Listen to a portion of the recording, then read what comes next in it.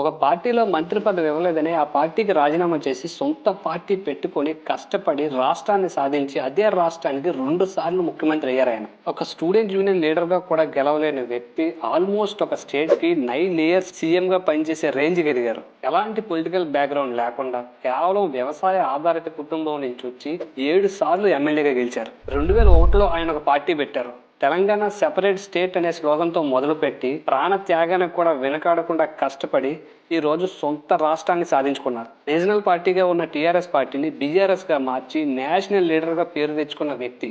ఒక student leader నుంచి ఎమ్మెల్యేగా, ఎమ్మెల్యే నుంచి మినిస్టర్ గా, మినిస్టర్ నుంచి సీఎం గా, సీఎం నుంచి పీఎం గా కూడా అవ్వాలనుకున్న వ్యక్తి ఆయనే కల్వకుంట్ల చంద్రశేఖరరావు. కేసీఆర్ ఆయన పెట్టిన పార్టీయే తెలంగాణ రాష్ట్ర సమితి. అదే ఇప్పుడు బీఆర్ఎస్, భారతీయ రాష్ట్ర సమితి. అందరూ రాజకీయాల నుంచి ప్రజల దగ్గరికి వెళ్తే ఆయన ప్రజల దగ్గర నుంచి రాజకీయాల్లోకి వచ్చారు.